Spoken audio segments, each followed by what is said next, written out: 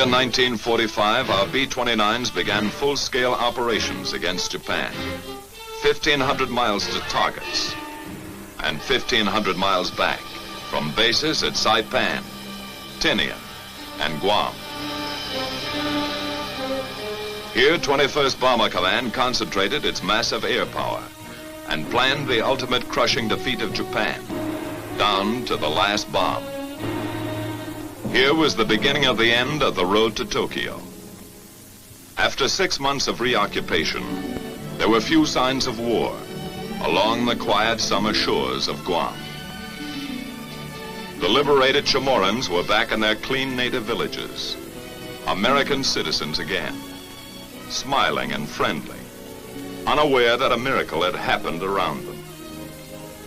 A miracle that moved mountains of material, equipment, and supplies across the Pacific, that changed their dirt roads into broad highways, that manicured their jungles into acres of black-topped airfields.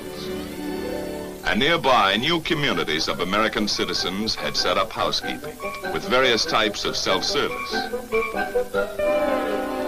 The latest labor-saving devices, few laundry problems, and no modern inconveniences.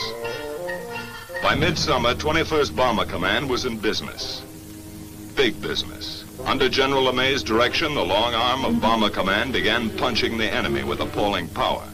From Guam, Tinian, and Saipan, 600 plane missions increased the bombing weight 100% in 2 months. Behind this expanding power was planning. The LeMay plan began on the ground with maintenance. Assembly line technique cut engine change time from 3 days to less than half a day. In shops and hard stands, ground crews worked day and night during the blitz weeks to keep more B-29s on the line. By July, LeMay's Bomber Command is an efficient, well-oiled, well-drilled machine of destruction. Here's a vital cog of that machine, 11 men and a bomber. While they wind up for action, let's find out where they're going and some of the things they're going to do and why and with what. How do they set up the longest, toughest bomber mission in history? It began about 12 hours ago in the war room at Guam, with General LeMay and his staff receiving a report on tomorrow's weather in Japan. Tomorrow's forecast is typical. Nagoya, 8/10 cloud above 10,000 feet.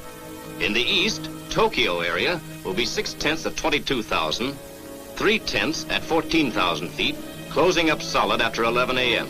Osaka and everything west is reported completely socked in. How will the general solve that one? His B-29s are up against a blank wall except for a possible opening around Tokyo. The old man considers every vital factor and makes his decision. 4 wings will strike Tokyo at 10 o'clock. They'll go in under that weather and bomb at 12,000. Now it's a question of target selection. First priority in the Tokyo area is number 573. Intelligence informs the general that 573 is already 3/4 destroyed. At the moment, number 574, still untouched, would seem more important. Operations checks the tactical plan for 574. General LeMay orders the required changes, okays the target, and commits all executive details to his staff.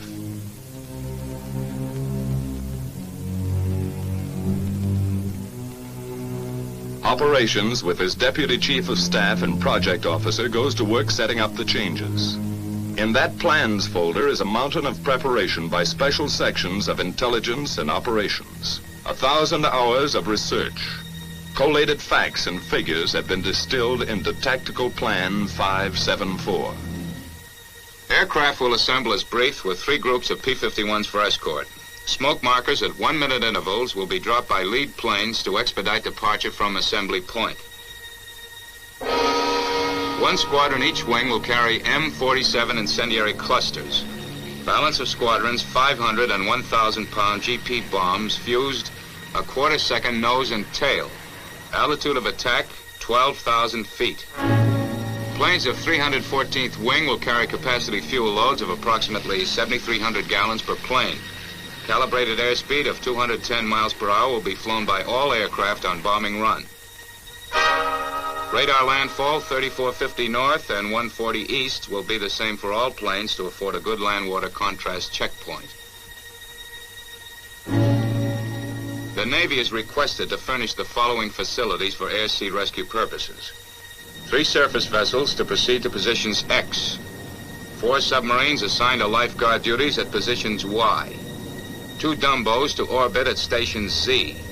4 B-29s will orbit as super Dumbos at the following positions. Each section of the plan is double-checked. To supervise certain aspects of planning, Lieutenant Colonel Catton, a former lead crew pilot, was recently brought over to staff as project officer. This officer's extensive combat experience now helps to iron out operational kinks. He will accompany this mission to observe new smoke signals at assembly point. A field order is now dispatched to the wings. Takeoff time is flashed to the controller, who coordinates the vast network of communications gathered here at the heart and nerve center of command.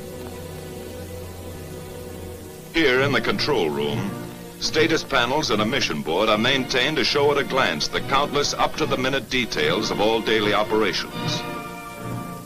Prior to takeoff, each mission is set up on the board to afford a visual progress of the flight, from takeoff to target and return. Colored yarns, one for each wing, are laid out to indicate the flight lines, which pass close to Iwo Jima, the halfway point.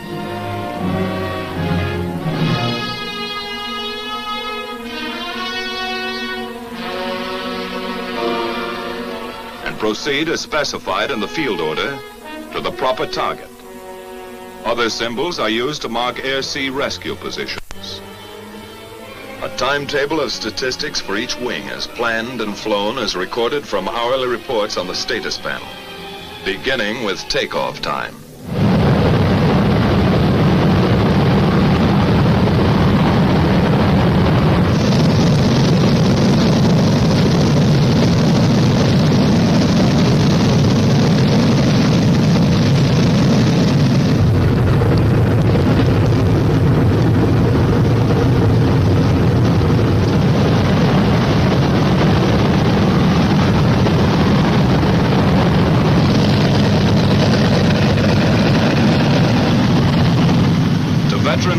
It's just another day's work.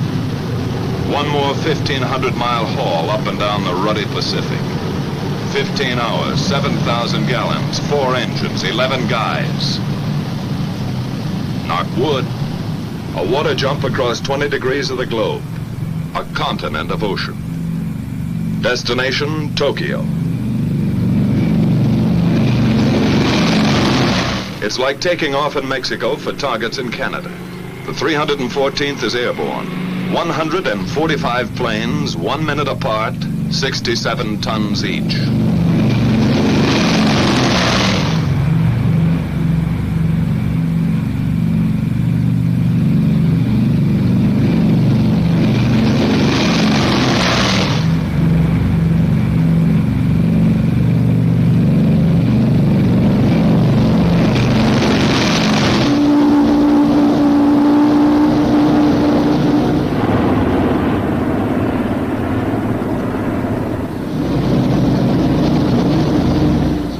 B-29 takeoffs are a tough sweat. That first long moment is the worst. Some swear it takes luck, like a wife's stocking, to beat it. At Tinian, 100 miles north, 2 more B-29 wings prepare for takeoff. 134 aircraft from the 58th wing. 100 more from the 313th wing. At Saipan, a few minutes later, the veteran 73rd wing lines up for takeoff.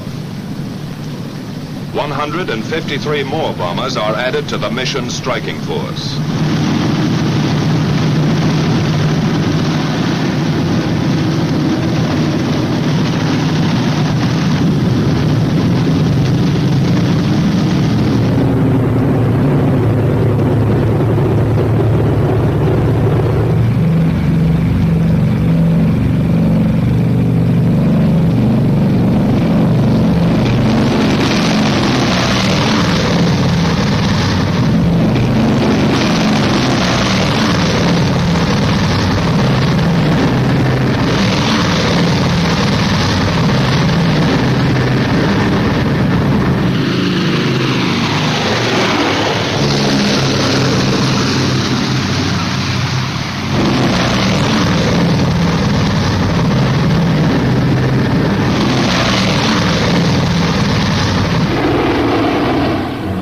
B-29 is airborne at 1540. The tower at Saipan relays this information to the controller back at Guam. First and last takeoff times of each wing are recorded here and go to make up the first of a series of tabulated mission reports.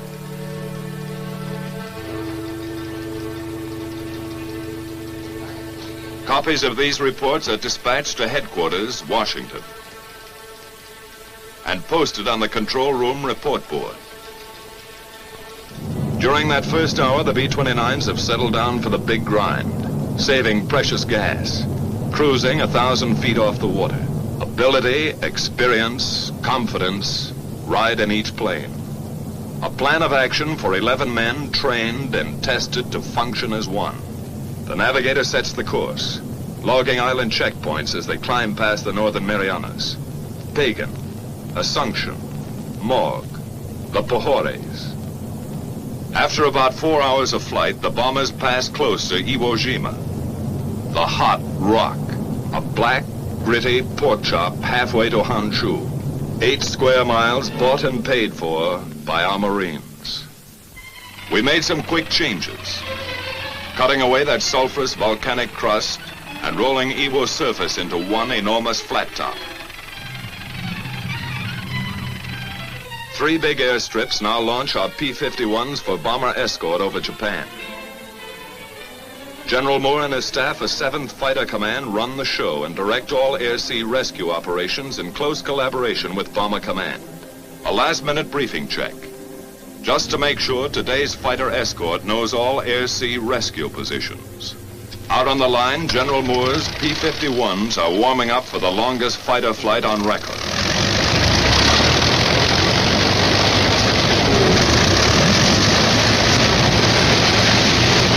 Seven hours on one engine, extra belly tanks, extra nerve and stamina in the cockpit.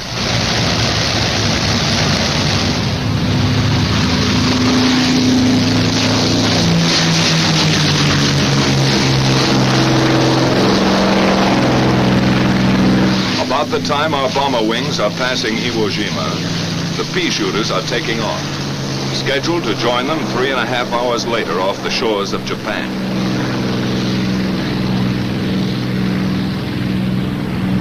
After a rendezvous at Kita, the P-51s head for assembly point, led by B-29s designated as navigator ships.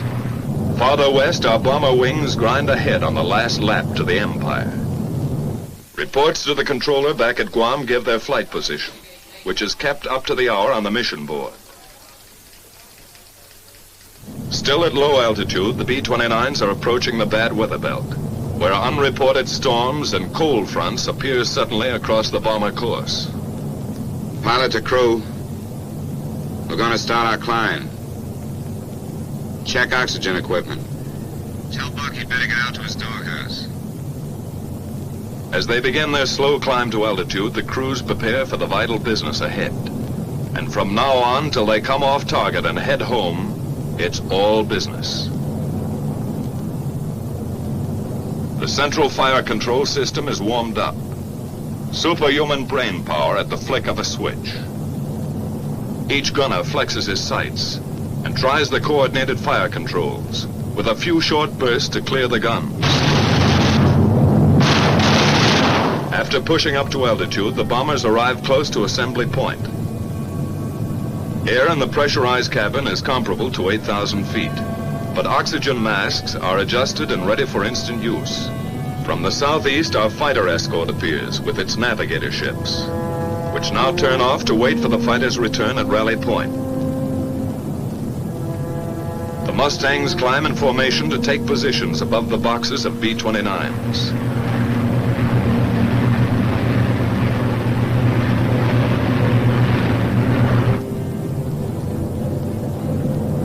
Lead bombers begin to circle, dropping the new smoke markers for assembly. The project officer observes this part of the tactical plan in action. From various zone positions, the groups separate and form on their lead ships in 9 or 11 plane waves. which head for initial point. The big parade is on.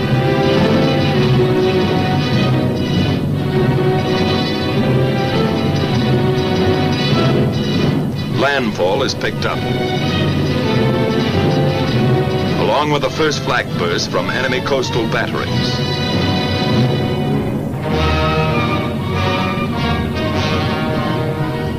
Fujiyama, the familiar white beacon, marks the turn for initial point. Flak becomes heavier and more accurate.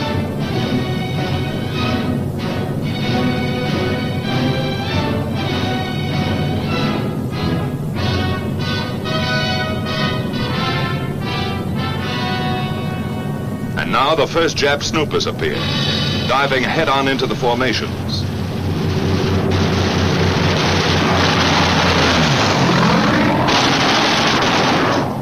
Some are suicide fighters trying to ram our bombers. Other Jap fighters drop phosphorus bombs, set to explode in front of the oncoming B-29s.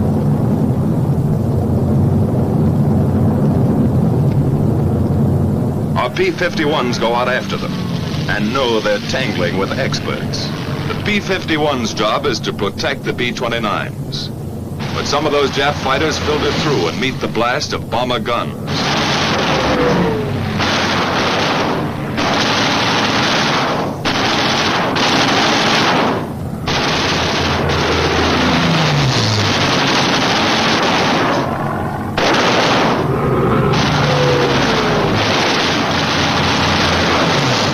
Tail gunner pleads with a nip fighter to come in a little closer.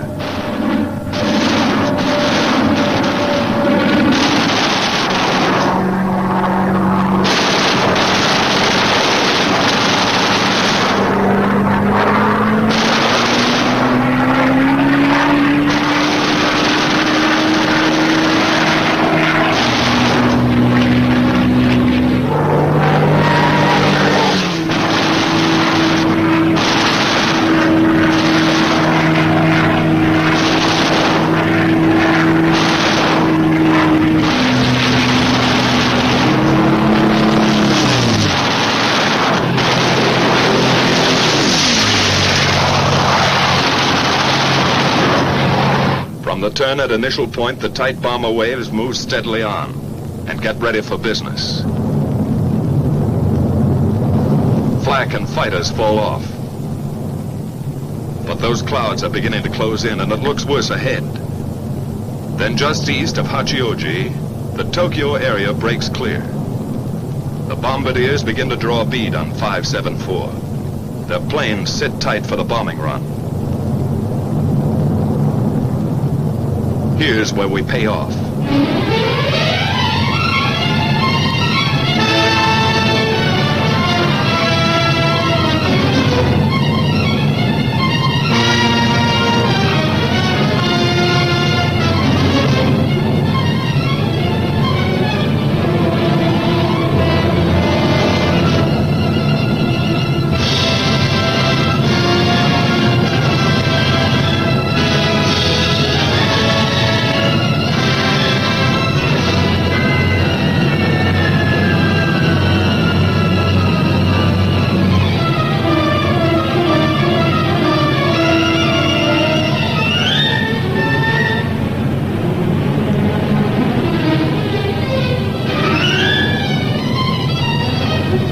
Jap aircraft plants and an aerodrome 12,000 feet below are about to receive 4,000 tons of destruction. The first waves of B-29s have already found their objective.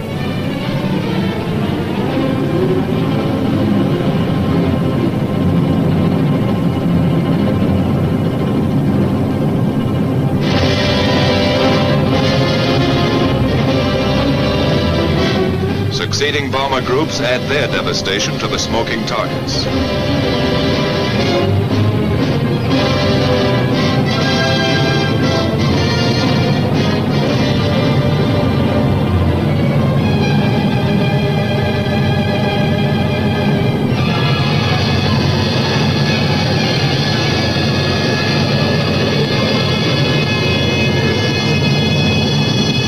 Tactical Plan 574 is now an accomplished fact. bombers turn and go downwind, across the burnt acres of Tokyo. Close-up cameras show the scars of those spectacular fire strikes last March. 51 square miles of LeMay treatment. Across the bay, and a tailwind speeds them south, down the Chiba Peninsula. This is fighter country. With the first call on the intercom, our Mustangs peel off and go to work again.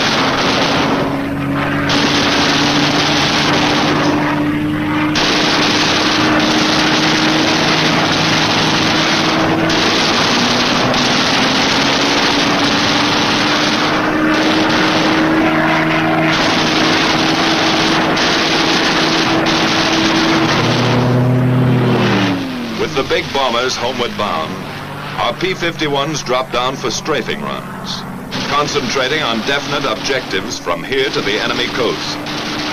Skimming along at maximum speed, the fighters pair off and go to work cutting vital Jap lifelines, blasting away at communications, radio installations, power lines.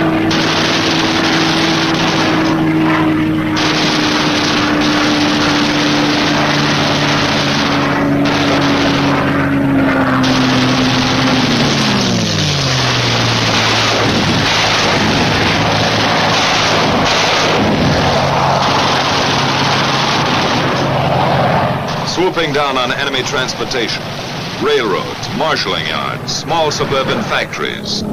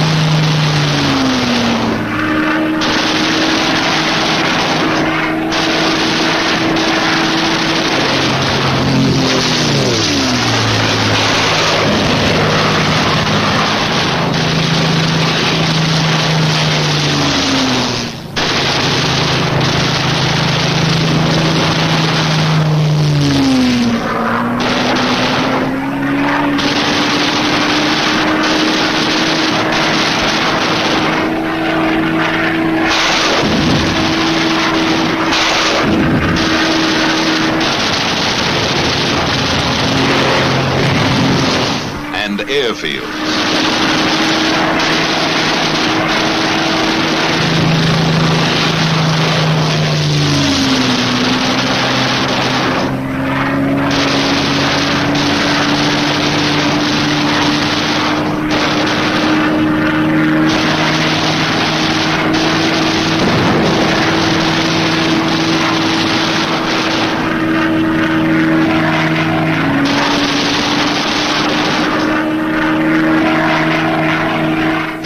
to shipping targets. Freighters, fishermen, trawlers, harbor and coastal craft. Destroyer or lugger, it's the same enemy.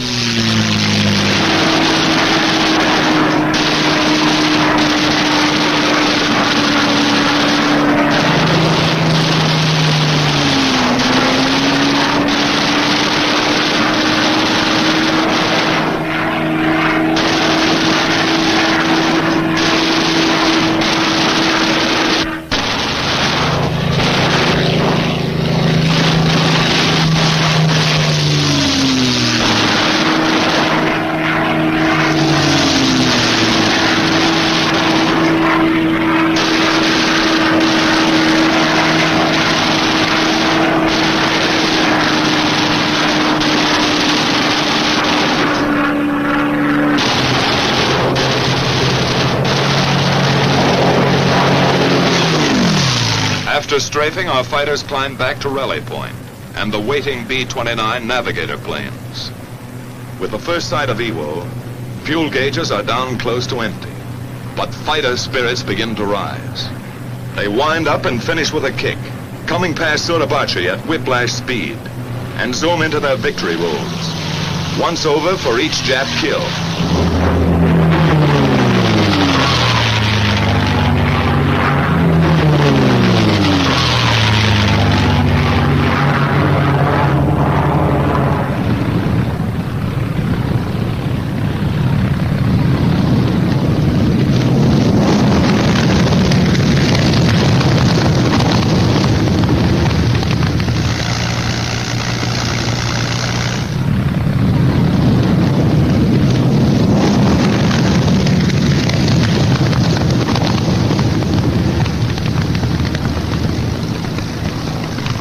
After the last fighter groups are in, all hands sweat in those first limping B-29s.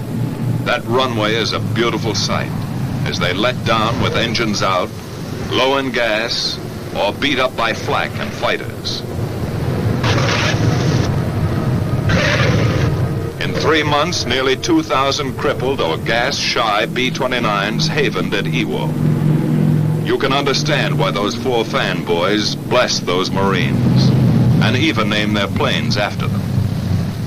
The lucky ones are fueled and depart for home bases in an hour. But Iwo still has its hazards. Weather can turn this station into a hopeless daymare. Fog and quick overcast often blacks out the airstrip during these crucial periods. That means orders to bail out. Or with luck, a B-29 might drop in for a copybook ditching.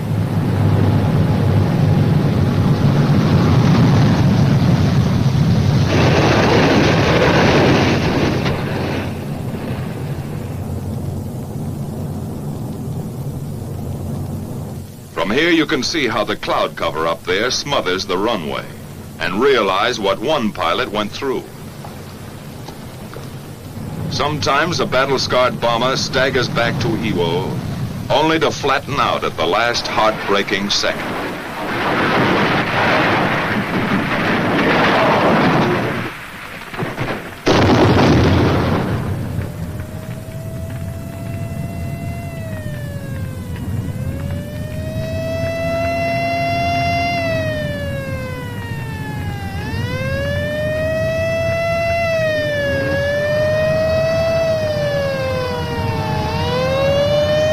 By some miracle, the whole crew got away from their stations to safety before 2,000 gallons of flaming gas enveloped them.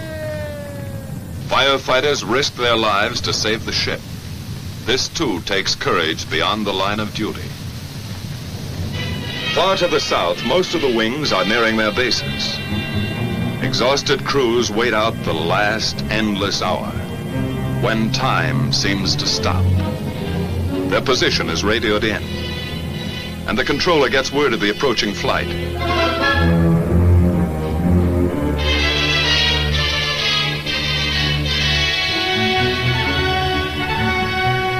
At last, the familiar Arianas appear on the horizon.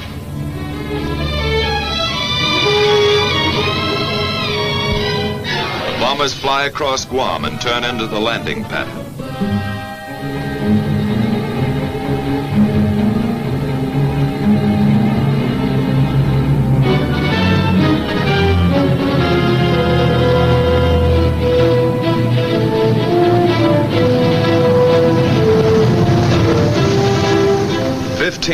hours ago, they left the other end of that runway. It's a pleasure to be back. A pleasure to roll on solid, familiar blacktop.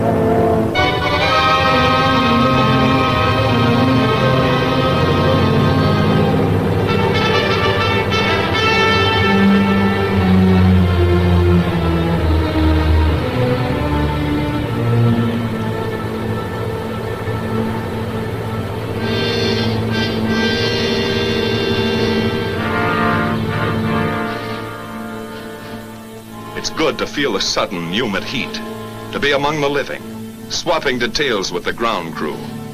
Flak, fighters, the close call, the one that got away.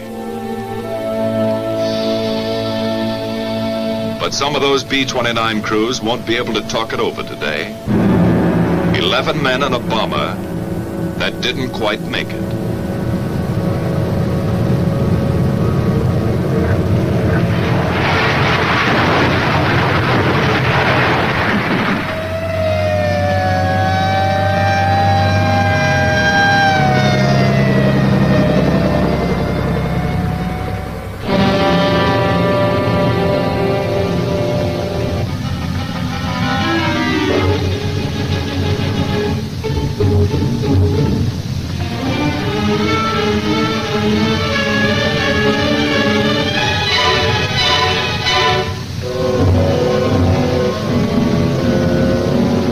Rescue squads tear away the hot metal. Somehow in that burning wreckage, a man has lived to feel those eager, gallant hands. 1 life saved and 10 lost. That's part of today's toll.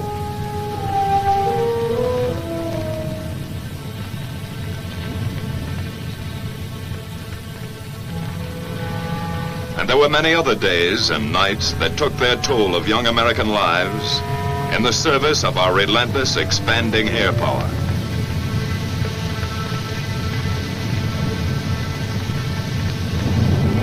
By the end of July, our B-29s had all but obliterated the enemy's ability to make war. 1,000-plane missions were going to hit Japan with twice the monthly tonnage that ever fell on Germany. The question was, how much longer would a beaten Japan hold out? In August, we made a test that never was applied to Germany.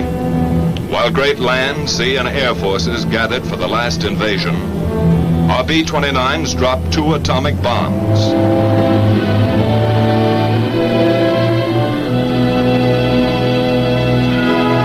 Which hastened the surrender of Japan and saved untold thousands of American lives.